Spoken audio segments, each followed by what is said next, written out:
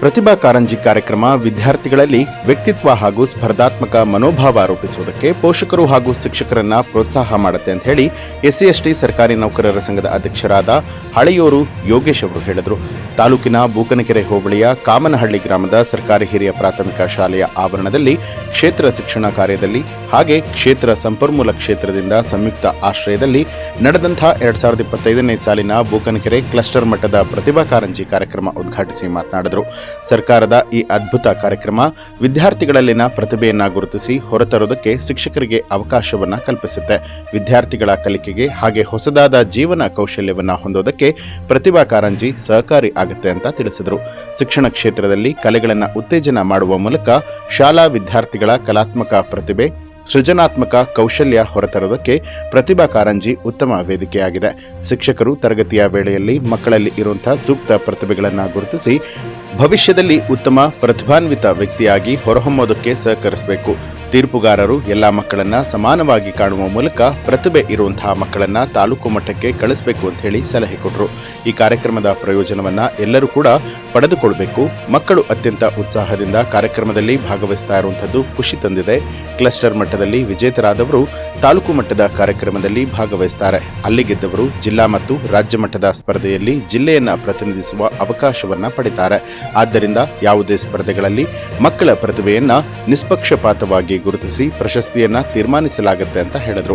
ಬಳಿಕ ಮಾತನಾಡಿದಂತಹ ಗ್ರಾಮದ ಹಿರಿಯ ಮುಖಂಡರಾದ ಬಾಣೇಗೌಡ ಅವರು ಮಕ್ಕಳ ಪ್ರತಿಭೆಯನ್ನ ಬೆಳಕಿಗೆ ತರುವಲ್ಲಿ ತಂದೆ ತಾಯಿ ಹಾಗೂ ಶಿಕ್ಷಕರ ಶ್ರಮವೂ ಕೂಡ ಇದೆ.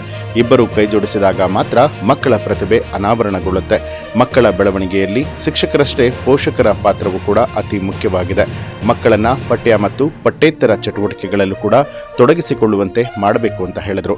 ಇನ್ನು ಕಾರ್ಯಕ್ರಮದ ಮುನ್ನ ಗ್ರಾಮದ ಪ್ರಮುಖ ಬೀದಿಯಲ್ಲಿ ಪ್ರತಿಭಾವಂತ ಮಕ್ಕಳ ಹಾಗೆ ಪೂರ್ಣಕುಂಭದ ಜೊತೆಗೆ ಕಲಾವೇಶ ಮೆರವಣಿಗೆ ಸರ್ಕಾರಿ ನೌಕರರ ಸಂಘದ ತಾಲೂಕು ಅಧ್ಯಕ್ಷರಾದ ಶಿಕ್ಷಕರಾದ ಆನಂದ್ ಕುಮಾರ್ ಅವರು ಚಾಲನೆ ನೀಡಿ ಶಾಲಾ ಮಕ್ಕಳಲ್ಲಿ ಇರುವಂತಹ ಪ್ರತಿಭೆಯನ್ನ ಗುರುತಿಸಿ ದಿನಕ್ಕೊಂದು ವೇದಿಕೆಯನ್ನ ಒದಗಿಸುವಲ್ಲಿ ಪ್ರತಿಭಾ ಕಾರಂಜಿ ಮತ್ತು ಕಲೋತ್ಸವ ಪ್ರಮುಖ ಪಾತ್ರವನ್ನ ವಹಿಸುತ್ತೆ ಅಂತ ಹೇಳಿದರು.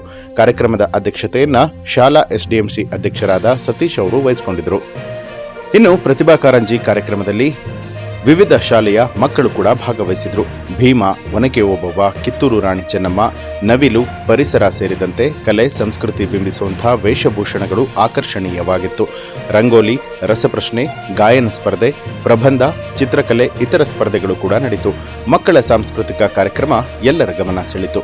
ಕಾರ್ಯಕ್ರಮದಲ್ಲಿ ಶಿಕ್ಷಣ ಸಂಯೋಜಕ MS ಸುರೇಶ್, CRP ನಾಗೇಂದ್ರ, ಗ್ರಾಮ ಪಂಚಾಯಿತಿ ಸದಸ್ಯರಾದ ವರದರಾಜು, ಸಾಕಮ್ಮ, ಸಿದ್ದರಾಜು, ಶಾಲಾ ಮುಖ್ಯ ಶಿಕ್ಷಕರಾದ ಗೋಪಾಲಕೃಷ್ಣ, SDMC ಅಧ್ಯಕ್ಷರಾದ ಸತೀಶ್, ಉಪಾಧ್ಯಕ್ಷರಾದ ಬಸವರಾಜು, ಸಹ ಶಿಕ್ಷಕರಾದ ಅರುಣ್ ಕುಮಾರ್, ಗ್ರಾಮದ ಮುಖಂಡರಾದ ವಿಜಯ್ ಕುಮಾರ್, ಜವರೇಗೌಡ, ಬಾಣೇಗೌಡ, ಕೃಷ್ಣೇಗೌಡ, ಮಂಜೇಗೌಡ, ಶಂಕರ್, ಗಿರಿಗೌಡ, ಕಾಂತರಾಜು, ಜಯರಾಮ್, ಶಿಕ್ಷಕ ವೃಂದ, ಗ್ರಾಮಸ್ಥರು, ಅಂಗನವಾಡಿ ಕಾರ್ಯಕರ್ತರು ಕೂಡ ಭಾಗಿಯಾಗಿದ್ದರು.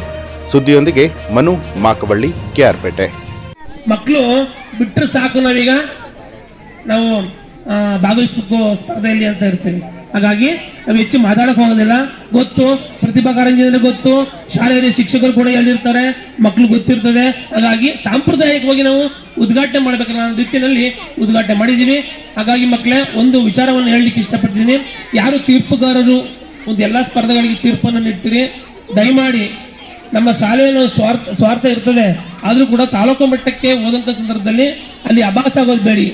ನಾವು ಕೂಡ ತಾಲೂಕು ಮಟ್ಟದಲ್ಲಿ ನಾವು ತೀರ್ಪನ್ನು ಕೊಡುವಂಥ ಸಂದರ್ಭದಲ್ಲಿ ಯಾಕಪ್ಪ ಇವರು ಇತ್ತ ಮಕ್ಕಳನ್ನ ಮತ್ತು ಈ ಥರ ಒಂದು ಅಂತ ಬಂದ್ಬಿಡುತ್ತೆ. ಹಾಗಾಗಿ ಉತ್ತಮವಾಗಿ ತಾಲೂಕು ಮಟ್ಟದಲ್ಲಿ ಸ್ಪರ್ಧೆ ಮಾಡುವಂತಹ ಮಕ್ಕಳಿಗೆ ದಯಮಾಡಿ ನೀವು ಆಯ್ಕೆ ಮಾಡಿ ಕಳಿಸಿ ಅಂತ ತೀರ್ಪುಗಾರರಿಗೆ ಮನವಿ ಮಾಡ್ತಾ, ಮತ್ತೆ ಈ ಒಂದು ಶಾಲೆಯಲ್ಲಿ ಉತ್ತಮವಾಗಿ ಆಯೋಜನೆ ಮಾಡುವಂಥ ಎಲ್ಲ ಶಿಕ್ಷಕರಿಗೆ ಮತ್ತೊಮ್ಮೆ ಅಭಿನಂದನೆ ಸಲ್ಲಿಸ್ತಾ, ಇನ್ನೊಂದು ಕೇಳ್ಪಟ್ಟೆ, ನಮ್ಮ ಎಲ್ಲ ಶಿಕ್ಷಕ ಬಂಧುಗಳು ಕೂಡ ಒಂದು ಒಳ್ಳೆ ಹೋಳಿಗೆ ಊಟವನ್ನು ಮಾಡಿಸ್ತಾ ಇದ್ದಾರೆ.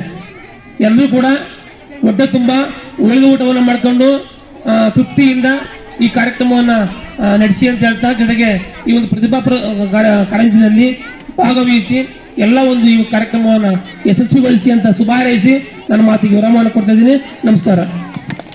ನಮ್ಮ ಅನಂತರವರು, ಯೋಗೇಶ್ ಅವರು ಎಲ್ಲರೂ ಕೂಡ ಈ ಒಂದು ಪ್ರತಿಭಾ ಕಾರಂಜಿ ಅಂದ್ರೇನು, ನಮ್ಮ ಈ ಪ್ರತಿಭಾ ಕಾರಂಜಿ ಆಟೋಟಗಳಿಗೆ ಬರೀ ವಿದ್ಯೆಗೆ ಸೀಮಿತ ಅಲ್ಲ.